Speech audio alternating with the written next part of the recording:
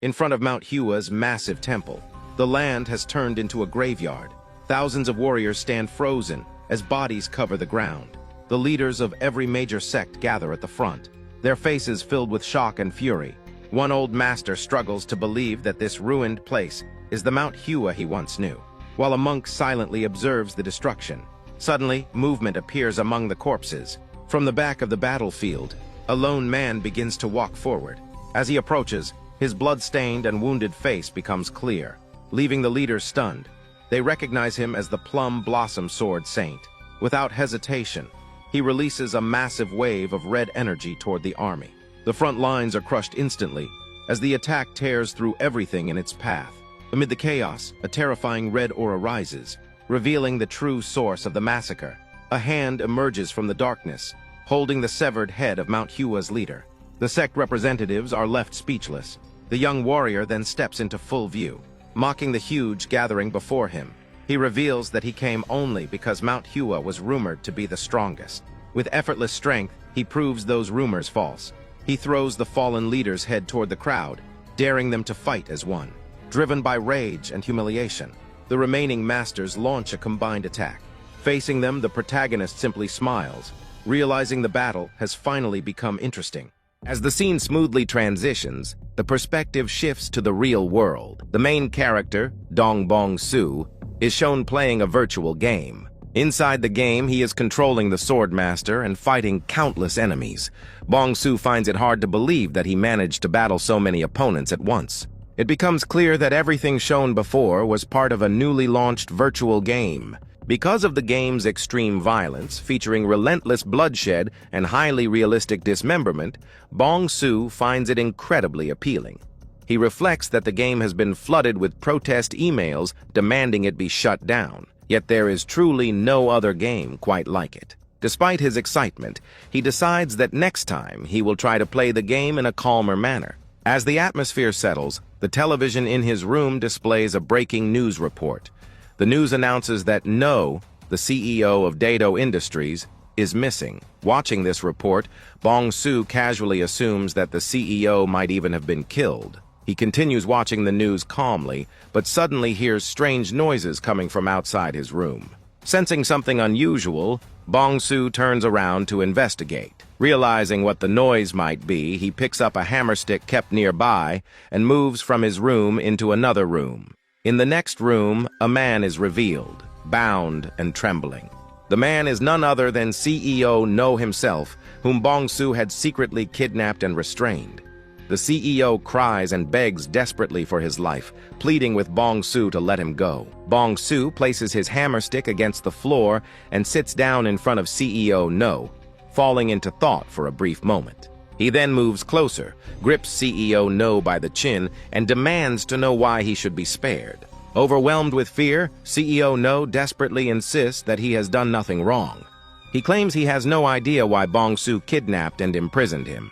Bong Su releases his grip on No's face, and immediately after, CEO No begins coughing heavily. The scene then shifts to visions of CEO No's past crimes. He is shown abusing innocent young women without reason, subjecting them to extreme torture and beating them brutally.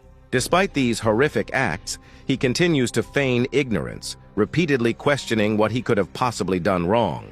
Hearing this again, Bong Su brings the hammer stick into view and makes it clear that if CEO No had truly committed no sins, he would never have become the target of this hunt. In a panic, CEO No screams that he will atone for his actions on his own, and that Bong Su does not need to concern himself with it.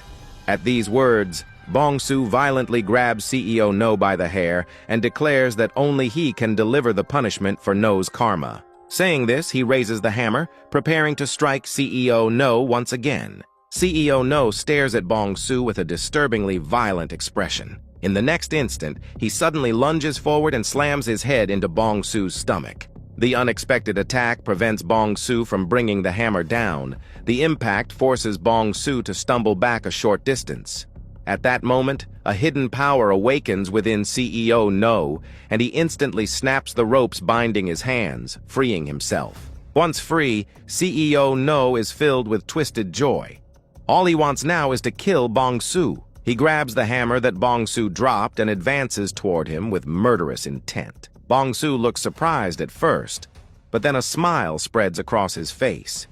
As CEO No swings the hammer down at him, Bong-soo effortlessly dodges the attack, leaving CEO No completely shocked. Bong-soo tightens his fist and delivers a powerful punch straight into CEO No's stomach. CEO No is unable to withstand even this single blow. Still stubbornly trying to stand, he is met with a brutal kick to the leg from Bong-soo, which sends him crashing hard onto the floor. This time his condition becomes far worse than before.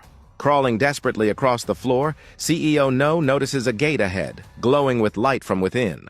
Clinging to the hope that it might be an exit, he drags himself toward it. Trembling with fear, he pleads for Bong-soo to stay away, as he does not want to die so soon. He slips through the gate and hides himself inside. However, inside the room, CEO No senses something behind him. When he turns around, he is confronted by countless corpses staring directly at him. The horrifying sight leaves him utterly stunned. From behind, Bong-soo enters the room as well, and coldly explains that most humans are herbivores, while among them exists a small number of carnivores who devour the rest. Among them exists a hunter who takes pleasure in hunting these carnivores and sending them to their deaths. As Bong-soo says this, his eyes begin to glow a bloody red. He fully resolves to send CEO No to his grave. Having made that decision, he steps forward towards CEO No. Terrified, CEO No violently tries to stop him from coming any closer. He hurls angry curses at Bong-soo while covering his face with his arms to protect himself from the impending blows. At that very moment, the door to Bong-soo's room is smashed open and several police officers storm inside. They surround Bong-soo from all sides, aiming their guns directly at him. The police commander steps forward, draws his weapon, and begins arresting Bong-soo on charges of kidnapping, confinement, and murder. Bong-soo looks at the police in disbelief. He asks how they managed to discover his base. Hearing this, the police grow aggressive, firing a warning shot into the air and ordering Bong-soo not to move, emphasizing that the guns they are holding are real. Bong-soo watches the point where the bullet was fired, then slowly looks back at the officers. The situation feels eerily similar to the virtual game he was just playing. Suddenly, Bong-soo starts laughing, and his laughter leaves the police utterly confused. Bong-soo then reveals to the police whether they have any idea that this scumbag CEO No has murdered a total of 6 women. He explains that No tortured them and took photographs while playing with them before they died. Hearing this, the police are deeply shocked, while CEO No begins to panic upon hearing his crimes exposed. Bong-soo points toward the corpses in the room behind CEO No and further reveals to the police that these lives were forcibly taken by CEO No's own hands. Continuing to describe No, Bong-soo explains that such people are beasts, carnivores who hunt ordinary, innocent individuals. He makes it clear that today he kidnapped CEO No to punish him as part of hunting these very beasts. After saying all this, Bong-soo points at CEO No and states that the one who should be shot by bullets today is not Bong-soo, but someone like CEO No. Hearing this, CEO No becomes utterly terrified. At that moment, a police officer holding a gun in one hand and lighting a cigarette with the other states that in his eyes, the person who currently looks like a kidnapper and a murderer is Bong-soo. Those words ignite intense anger within Bong-soo. He picks up his hammer and shouts that he thought he could make the police understand. He then realizes that it is now clear to him that trying to explain is meaningless. With that realization, he swings the hammer and strikes CEO No. Seeing this sudden attack, the police immediately open fire. As Bong-soo's hammer strikes CEO No's face, the police fire their guns at the same time. Bong-soo sees the bullet rushing toward him, and in his mind, he reflects that if he had been given just one more chance, he was certain he would have brutally taught such animals a lesson. Just like in that cruel virtual game, he wanted to go to a place where he could carry out this judgment without restraint.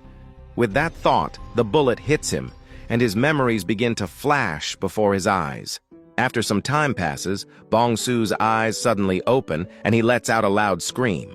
When he regains awareness, he cannot believe that he is still alive. He clearly remembers that the last thing that happened was being shot. A man is standing in front of him, and that man also believed Bong-su was already dead. As Bong-su starts processing the situation, the man becomes extremely angry upon seeing him alive.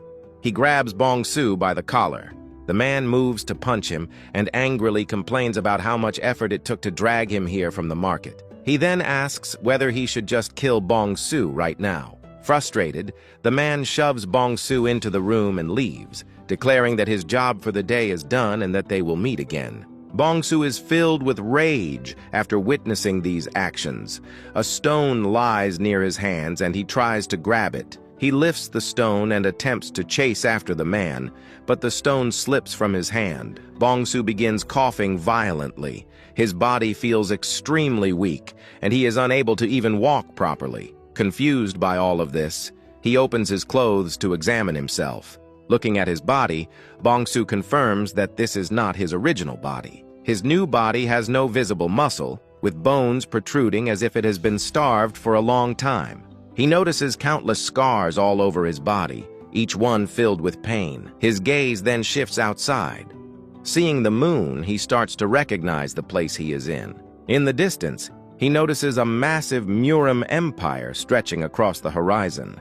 He is not completely certain yet, so he carefully scans his surroundings to confirm his suspicions. As he processes everything in his mind, he slowly becomes overwhelmed. His anxiety gradually transforms into excitement. He becomes so happy that tears of joy flow from his eyes because his wish has been fulfilled after dying in the real world.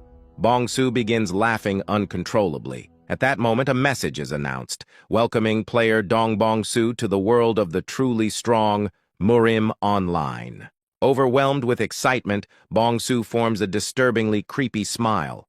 The next scene opens inside the stable, where Sasam is busy cleaning the horses. His hands move mechanically as he scrubs away filth, his body already accustomed to the smell and labor. Before he can finish, Makal appears behind him, pinching his nose in disgust as he gestures for Sasam to come along. The stench of dung clearly bothers him, yet he shows no concern for the boy doing the work. He signals that there is another task waiting and expects immediate obedience. Sasam hesitates, aware that the cleaning is still unfinished, but his reluctance is met with cruelty. Makal forcefully grabs him and reminds him of his position in the household, as an orphan surviving only because of the Dan family's scraps. Sasam has no right to question orders. Resistance is meaningless, dragged along. He has no choice but to follow. They soon arrive at a blacksmith's workshop, where an elderly man waits among heaps of worn weapons. A large, intimidating figure is already there, questioning the absence of Makal and the reason Dong-u has come instead. Dong-u casually brushes it off, implying that Makal is occupied elsewhere, indulging himself without a care in the world. The blacksmith shows little interest in the excuse. His concern lies with the task at hand. The job is simple but brutal, moving an enormous pile of rusted swords and broken weapons. The blacksmith notes that it would be difficult with only 2 people. Dong-u finds this amusing. His laughter echoes as he points out that they already have a perfect beast of burden. Without warning, he delivers a vicious kick to Sasam's back, sending him crashing to the ground. As Sasam lies there, struggling to breathe, Dong-u demands action. He orders the boy to stand and get to work, his voice filled with impatience and malice. While rubbing his hands together, Dong-u recalls his own plans and decides that Sasam will handle the entire task alone. Satisfied, he leaves the workshop, abandoning Sasam where he fell. The blacksmith watches silently, pity and unease flickering across his aged face. Still, he does nothing to intervene. With no one else to rely on, Sasam forces himself up and begins hauling the heavy sacks of weapons onto his back. The weight is unbearable. He stumbles repeatedly, collapsing onto the ground again and again. Yet each time he pushes himself to stand. Despite his trembling body and shallow breathing, he refuses to stop. The old man eventually acknowledges his effort and suggests that he rest. Noticing how pale Sasam has become, his condition is clearly dangerous, as though he might collapse at any moment. Sasam insists that he can continue, but his vision betrays him. As he walks, the world begins to blur. Sounds distort, and from somewhere far away, he hears his name being called. A voice echoes inside his mind, questioning whether this miserable existence is all his life will ever be. Unable to endure any longer, Sasam finally collapses from sheer exhaustion. When his eyes open again, something has changed. A towering, shadowy figure stands before him, radiating pressure and hostility. Sasam, dazed and empty, reacts weakly. Before he can understand what is happening, a massive blow strikes him with overwhelming force. As pain consumes him, fragments of memory surface. He recalls the moment his family was lost to a violent typhoon. He remembers standing at the Dan family's door, begging for survival. With every imagined strike, the humiliation he endured in that household replays in his mind. Slowly, a devastating realization settles in. His entire existence feels like a mistake. From the moment he was born into this world, deep within his consciousness, a mysterious presence pleads desperately to be saved. Reality snaps back. Sasam lies on the cold floor of the stable. His body is broken, but his eyes now glow with a chilling red light. A twisted smile spreads across his face as he rises to his feet, no longer the same person as before. His movements are steady, filled with intent. He walks back into the stable without hesitation. Seeing his reflection in the water, he remembers the name of the body he now inhabits, Sasam. A cough escapes him as pain surges through his weak frame. This body is fragile, damaged, and thin. As he looks around the filthy, cramped stable, memories confirm it. This is the same place from before. That is when he understands the truth. The original Sasam died from the beating. What now occupies this body is someone else. As he struggles to process this realization, something strange appears before him. A massive blue screen materializes in midair. Glowing brightly, it welcomes him to Murim Online. The familiar interface confirms it, a status window, a system. Elsewhere in the village, Makal walks through the streets holding a bowl of food, grumbling under his breath. He complains about being the one who always cleans up after others. His irritation grows as he recalls how Sasam ran into Pang Dorian, a man notorious for his violent temper. Because of that encounter, the master had been furious, and Makal was forced to deal with the aftermath. Dark thoughts briefly cross his mind. He considers ending the boy's life outright, but quickly dismisses the idea. The risk is too great. Getting caught would cost him his own head. Instead, he vents his frustration by kicking the stable door open and hurling the bowl inside. The food spills across the floor near Sasam, who remains silent. His glowing red eyes observe everything calmly. He begins analyzing his situation. It has been 2 weeks since he awakened in this world. During that time, he has gathered information by listening to Makal and observing his surroundings. The first thing he learned is that the people here speak Chinese, but this place is not China.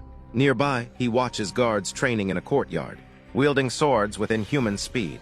Fighters leap through the air, moving faster than any normal human should be able to. Entire formations move in perfect synchronization. Martial arts here are not myths or performances, they are real. This world operates under the laws of Murim. The second discovery is the system itself. The Murim Online status window functions perfectly, yet only he can see it. Even with the system's presence, he understands that this world is not virtual. The people here are not artificial constructs. They think, feel, suffer, and live by their own will. They are not NPCs. As he looks at the blue screen, he wonders what he truly is, human or player. The answer no longer matters. This world is real. Suddenly, Dong-U appears at the stable entrance, his expression filled with mockery and rage. He approaches, still angry over being punished in Sasam's place. But this time, Sasam stands up without fear. He calmly picks up the spilled bowl and begins eating the food off the ground without hesitation. This act ignites Dong-U's fury. The brute attacks, but Sasam reacts instantly, blocking the strike with the bowl itself. Shock flashes across Dong-U's face as Sasam counters with a precise punch. His red eyes blaze brighter as he seizes Dong-U by the neck and slams him down with overwhelming force. Dong-U realizes in terror that the boy he once abused no longer exists. What stands before him now is something else entirely. Without mercy, Sasam unleashes his rage. His fists crash down again and again, blood spraying across the floor. The assault continues until Dong-U can no longer resist. Sasam finally stops, standing amidst the carnage as a red aura surrounds him. Closing his eyes, he breathes deeply, reflecting on what he has done. Whether he is human or player is irrelevant. This world follows a single law: only the strong survive.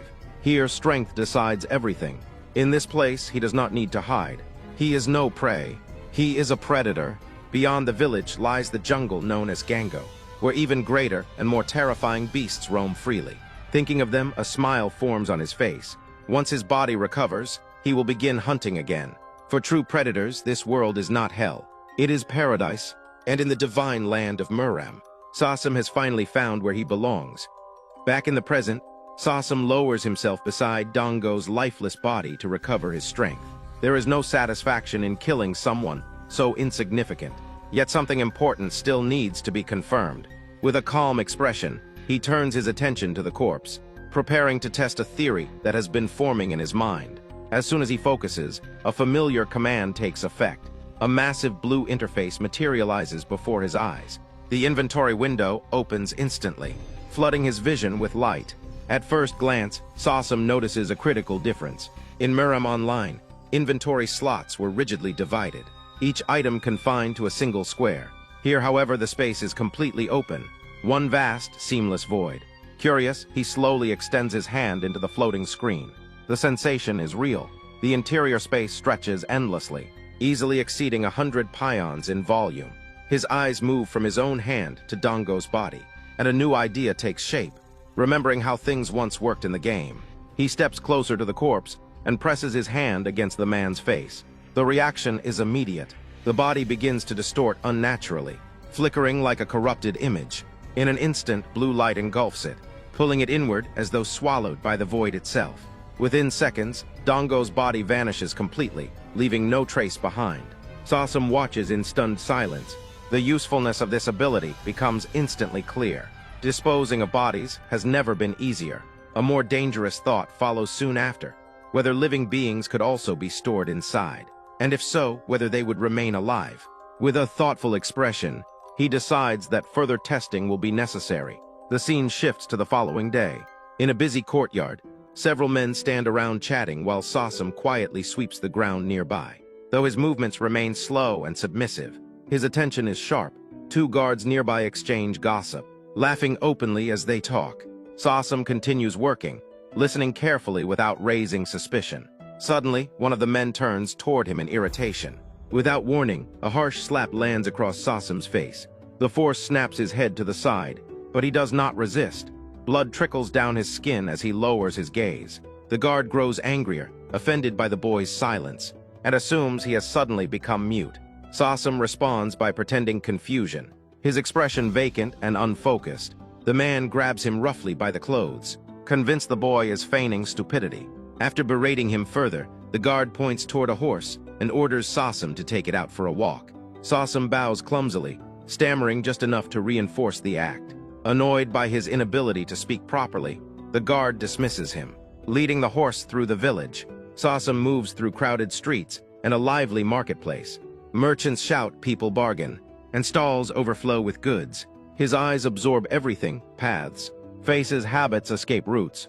Every detail is recorded with cold precision. Suddenly, movement catches his attention.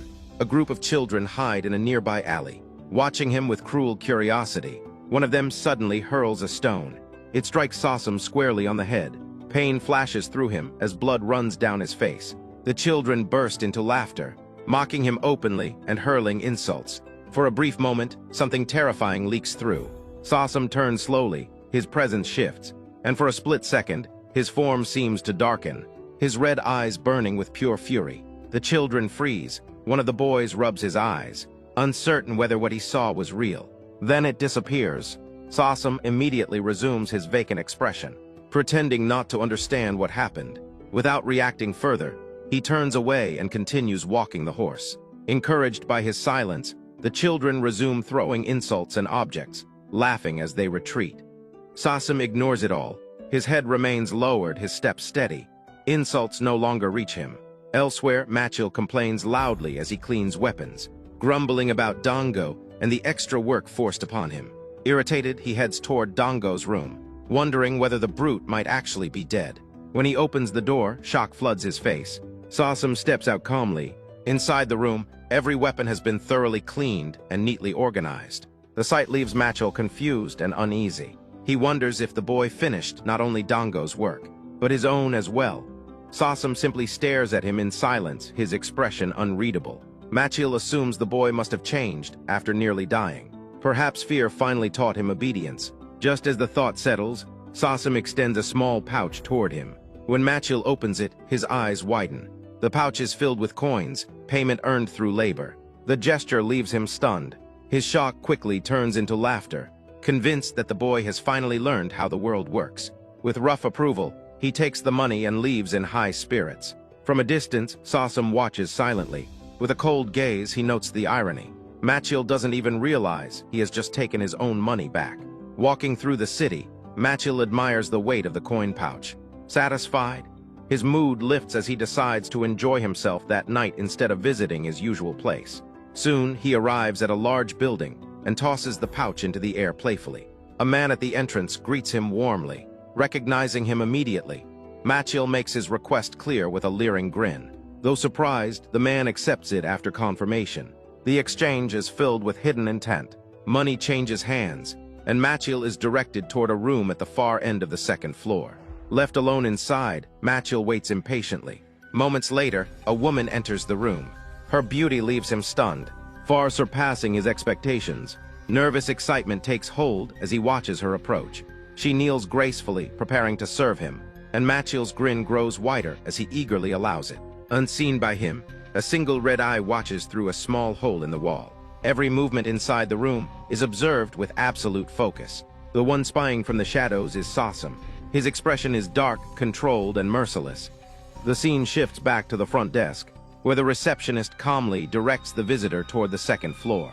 As the man watches Machil disappear down the hallway, a wave of disgust rises within him. The thought of Machil chasing a girl young enough to be his own daughter turns his stomach. Even so, his attention soon drifts to the pouch of coins resting in his hand. After a brief pause, he convinces himself that money carries no guilt of its own. With a satisfied smile, he pockets it without hesitation. Moments later, a dark silhouette appears at the doorway. Confused, the receptionist squints, recognizing the figure. Before he can fully process it, the young warrior steps forward uninvited. Annoyance flashes across the man's face as he rises to confront the intruder, clearly offended by the interruption. His expression hardens, warning the boy that he has overstepped his place. In response, the young man slowly produces a pouch of coins, identical to the one Machil had offered earlier. With deliberate difficulty, he pretends to stammer as he indicates a specific girl, Ang. Greed immediately overtakes the receptionist's irritation. He accepts the pouch eagerly, opening it to confirm that it is filled with coins just like the first. The realization dawns that tonight will bring double profit. Without further resistance, he gestures toward a second room at the end of the hallway and allows the boy to pass. With the path cleared, Sosum moves silently toward his destination.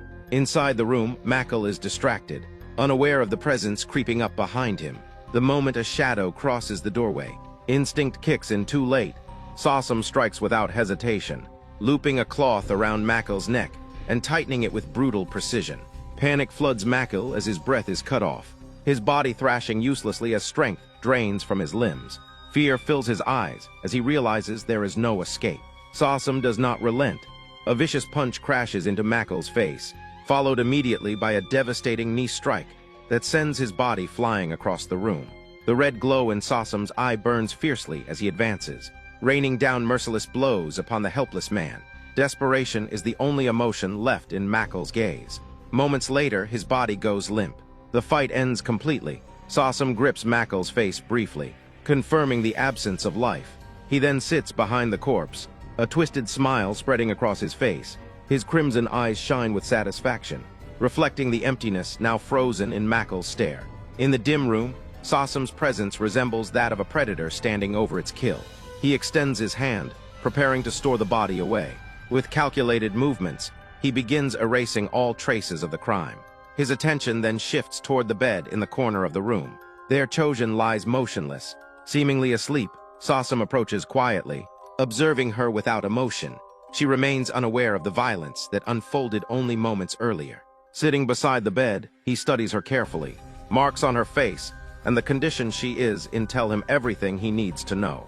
In his mind, she is categorized without hesitation, a herbivore, weak prey lacking both the strength and will to protect herself. With his objective complete, Sosum stands and prepares to leave. Before exiting, his gaze drifts toward the narrow crack in the wall, the same opening he used earlier to spy on Machil. Reaching out, he places his hand against the surface and activates his final step. The body disappears into his inventory, without leaving even the faintest trace. He feels a sense of satisfaction, knowing that the practice he did earlier has paid off. This ability will be invaluable for future hunts. Suddenly, a realization crosses his mind. Turning slightly, Sasam focuses, and just as expected, the familiar blue status screen appears. His experience bar has increased. The confirmation is undeniable. Eliminating people in this world grants experience points. With enough accumulation, leveling up is possible. His red eyes gleam. Strength here has no ceiling. With more power, hunting will become easier, faster, more efficient. This world offers limitless growth to those willing to take it. Content with this discovery, Sasam lowers himself to the floor, allowing his thoughts to settle. His revenge is far from over, but the path forward is now clear. A terrifying calm replaces the violence within him. Elsewhere, Makel's younger brother, the receptionist, paces impatiently in the hallway. Moments later, Angang rushes toward him. Clearly late, confusion flickers across her face when questioned, but she is quickly ordered inside, apologizing nervously as she disappears into the room. Unease begins to creep in. The receptionist frowns, troubled by how long the room has remained silent. Something feels wrong. After a brief pause, he approaches the door and knocks. Expecting a response, none comes.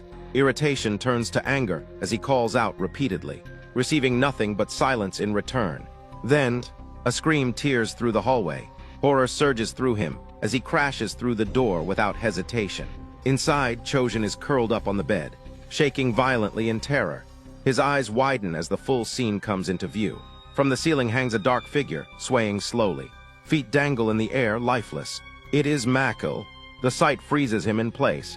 Fear and disbelief flood his mind as he stares at his brother's corpse, unable to comprehend who could have done something so monstrous. And somewhere in the shadows, the predator has already moved on. The scene shifts far from the city, revealing Anhui province, a vast land of winding rivers and open plains. Blessed with fertile soil and countless lakes, the region became a natural center of commerce. Trade thrived, wealth flowed freely, and prosperity spread across the land. But wherever money gathers, shadows follow. Bandits, thieves, and criminals of every kind soon infested the province. To counter this chaos, martial arts sects rose one after another, enforcing order through strength. Among them, a few distinguished themselves above the rest.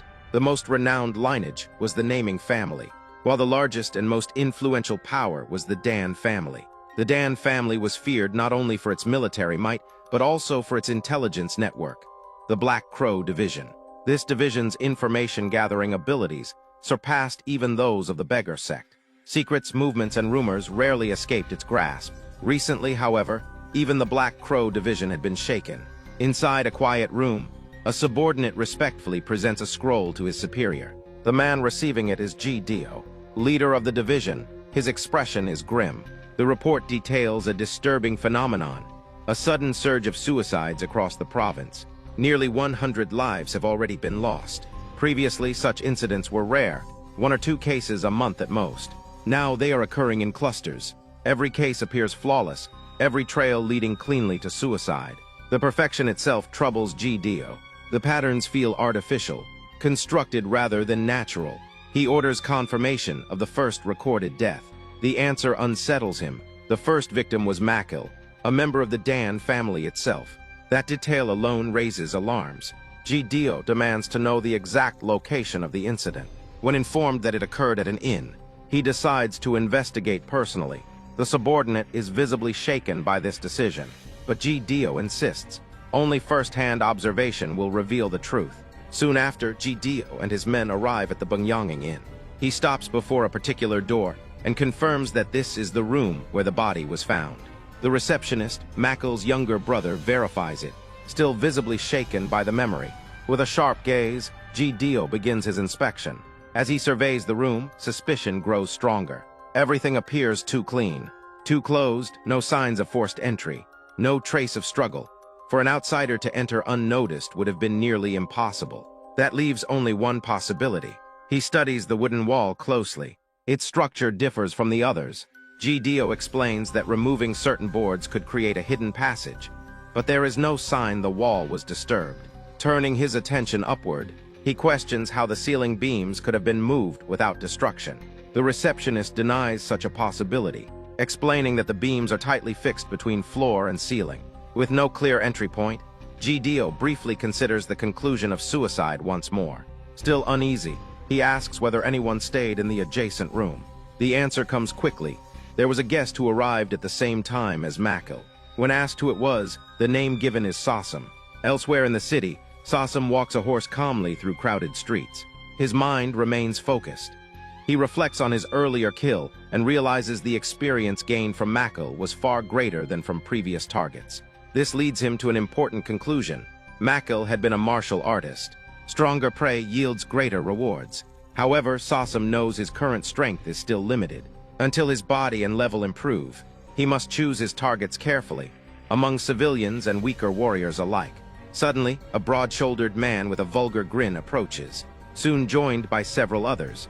They surround Sasam, mocking him and demanding acknowledgement. When he offers none, their irritation turns aggressive.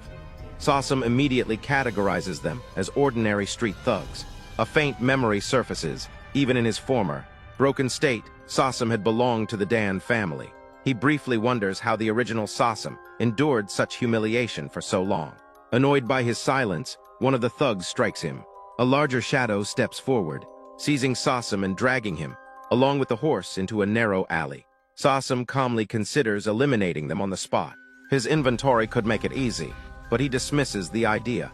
Killing them here would draw attention, and the experience gained would be minimal. Deciding restraint is wiser, he allows the abuse to continue. The thugs mock him further, striking him again. Then everything stops. A commanding presence enters the alley. The men freeze as a shadowy figure steps forward. The newcomer scolds them for their recklessness. Fear spreads among the group as they address him with respect. Sasam observes silently as the man reveals himself as Leader Jang. Leader Jang examines the horse with interest. He explains that his superior has an obsession with fine horses and intends to take this one as a gift. His smile is filled with malice as he watches Sasam's reaction. In that moment, Sasam understands the plan completely. The thugs were never the goal. The horse was, with quiet certainty. Sasam decides they chose the wrong prey. He drops his act for the first time. He speaks clearly, challenging Leader Jang directly and inviting him to finish it here. Shock flashes across the gang leader's face at hearing the boy speak normally. Enraged, Leader Jang attacks. Instantly, a blue light erupts from the air as Sasam activates his inventory. From the glowing screen, he draws a sword with unwavering resolve. Leader Jang recoils in disbelief, unable to comprehend what he just witnessed. At the same time, the horse vanishes into the inventory. A violent surge of purple energy detonates through the alley, ripping apart the surroundings. One of the thugs screams in terror, convinced they are witnessing sorcery. A familiar screen appears before Sasam's eyes. He has leveled up from level 1 to level 2. A powerful red aura bursts from his body, overwhelming the space. Panic consumes the gang as they finally understand what stands before them. They turn and flee, screaming that the boy is no human at all. And in the shattered alleyway, a newly awakened predator stands ready for his next hunt. As the thug struck harder, he suddenly panicked and started running away from the scene. While fleeing, confusion flooded his mind as he tried to understand what kind of existence he had just encountered. In the next moment, the thug stumbled and collapsed onto the ground. Staring ahead in shock, fear consumed him as he realized the situation was spiraling out of control. Regret filled his thoughts as he reflected on his actions. He had always considered Sasam a weak target, someone who laughed nervously and handed over money after being beaten. All he wanted was to make easy money like usual, nothing more. Before he could process his fate, Sasam approached and attacked him with a crushing stomp. Grabbing the thug by the collar, Sasam dragged him across the ground without mercy. Some time later, the thug regained consciousness.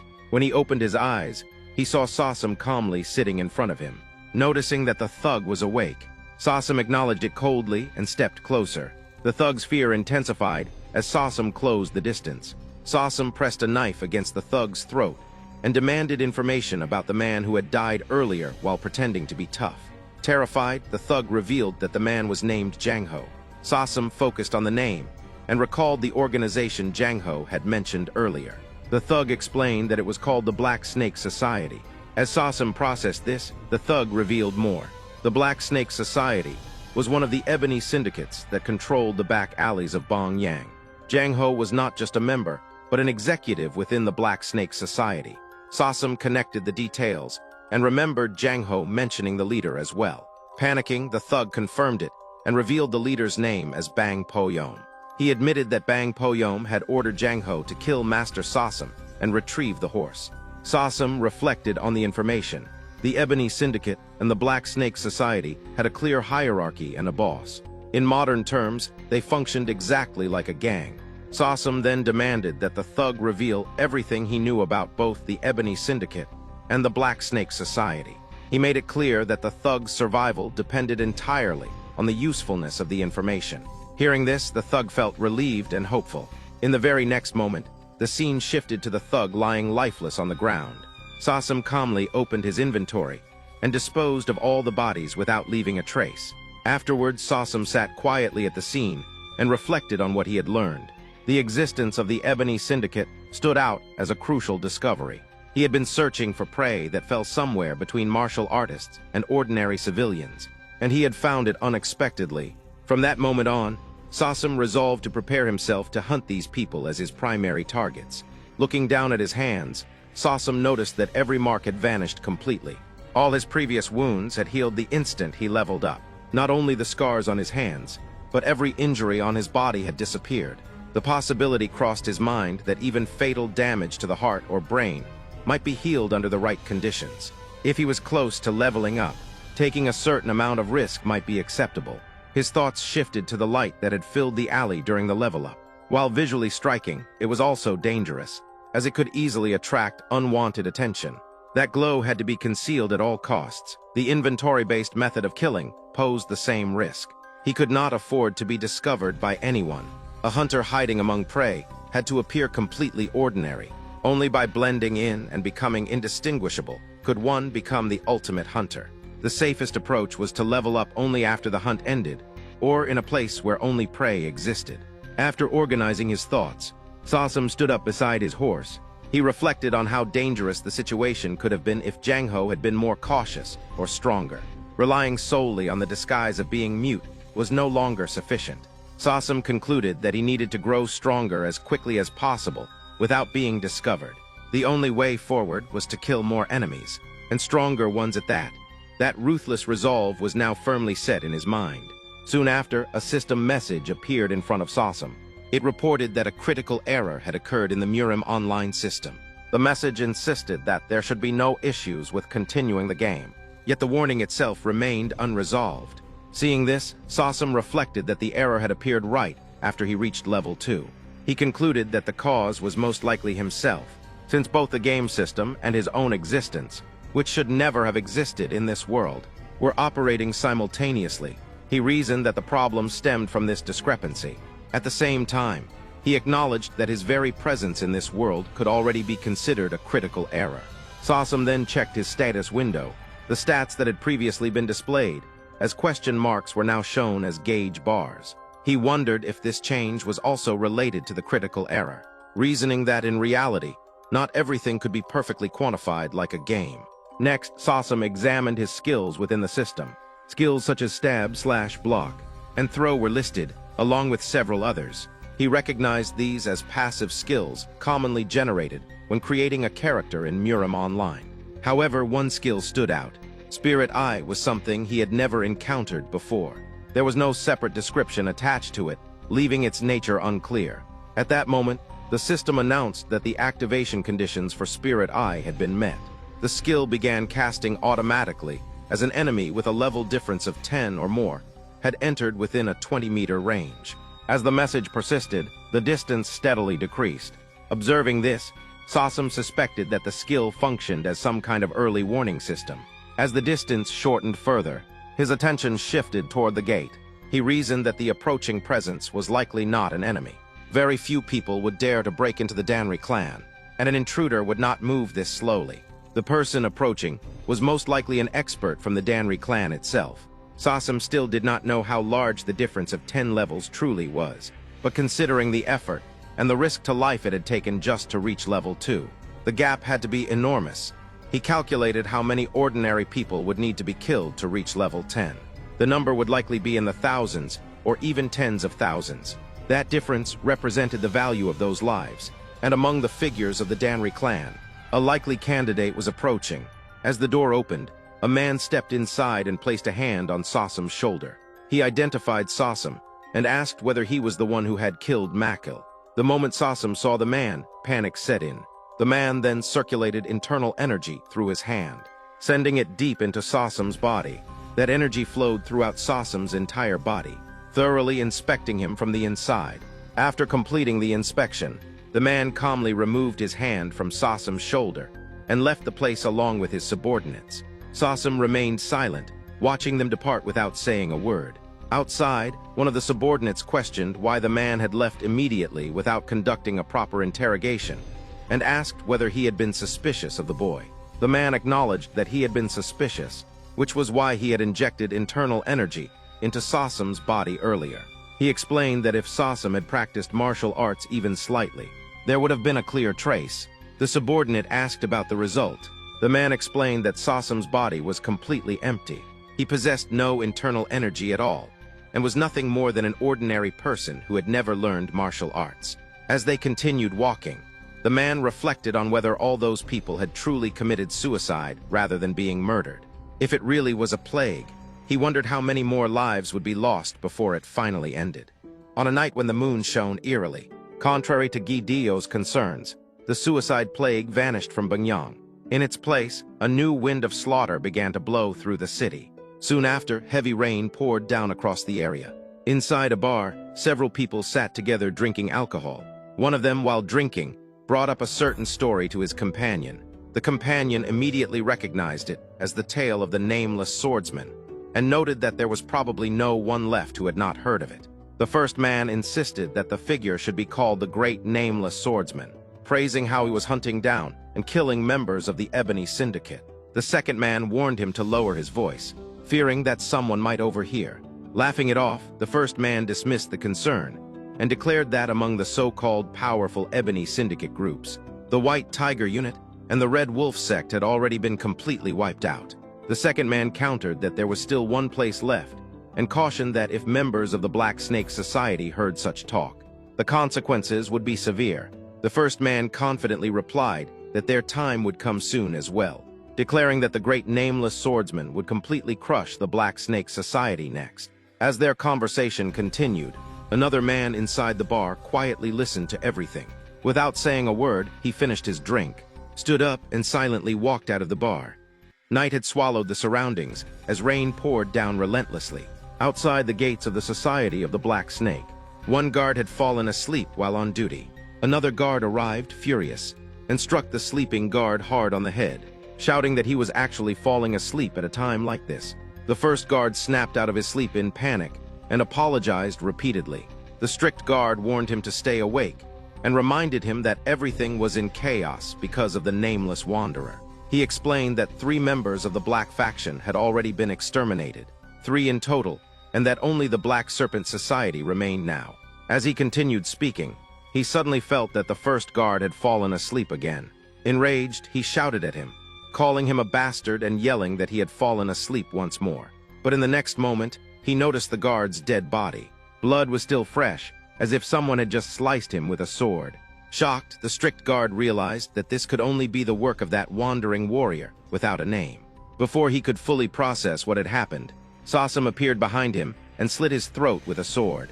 Both guards collapsed to the ground, their severed necks hitting the floor. The killer stood there, staring coldly at their bodies. Sasam then moved inside the Society of the Black Snake. As he entered, he saw many people already waiting for him, holding swords, daggers, knives, and various other weapons. Sasam became alert at once. An elder stepped forward, drawing his sword, fully aware that Sasam would come. He recognized him as that damned nameless rat. Arrows were already embedded in the ground in front of Sasam. Sasam remained completely silent, his face hidden. Suddenly, a loud thunderclap struck the sky. Taking it as the signal, the elder ordered his subordinates to kill him and to finish that bastard at once. All of them rushed together to attack Sasam. Sasam activated his skill, Sweep of 1,000 soldiers. With a single, overwhelming swipe of his sword, he beheaded and killed almost all of the attackers in one motion. The few men who survived stood frozen in shock. One of them, trembling with fear, hesitantly asked his boss what they should do next. The boss screamed at him to move and declared that he would kill this bastard himself. He then rushed forward to attack Sasam. Sasam grabbed one man and lifted him up. At the same time, he caught the man charging toward him. Bringing both of them together, he drove his sword straight into their stomachs at once. They died instantly, shock frozen on their faces. At that moment, another bald man attacked Sasam from behind, calling him a slippery bastard and shouting that he had finally caught him, insulting him as trash. Sasam turned his gaze toward him. The bald man smirked and ordered Sasam to stand still and hand over his head. Sasam activated his inventory, pulled out a blade from behind his back, and sliced the bald man's throat open. The remaining men stared in disbelief, unable to understand how a blade had come out of his back. Sasam glared at them with a gaze filled with death. Taking advantage of Sasam's momentary distraction, an elderly man hurled a dagger straight into Sasam's stomach. The dagger struck him hard, blood immediately spilling from the wound, and Sasam dropped to his knees. Seeing this, the elderly man smirked, pleased that he had finally managed to land a solid hit on him. He reflected on how Sasam had slaughtered their men so brutally that everyone had started believing he was a monster.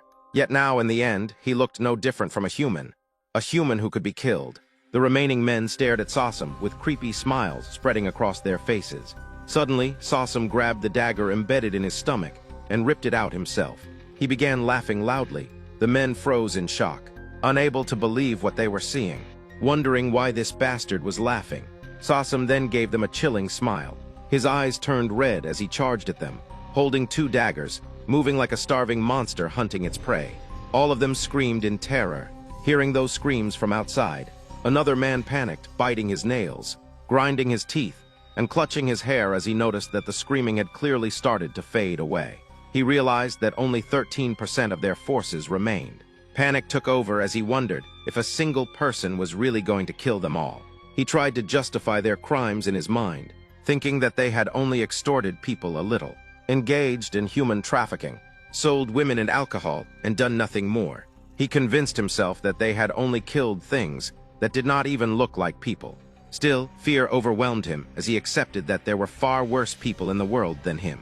He concluded that they had no choice but to kill Sasam right there. He pointed toward a back alley, explaining that it led to Paradise Mansion, the residence of the society's leader. He lured Sasam to come that way, believing that the darkness would give them the advantage.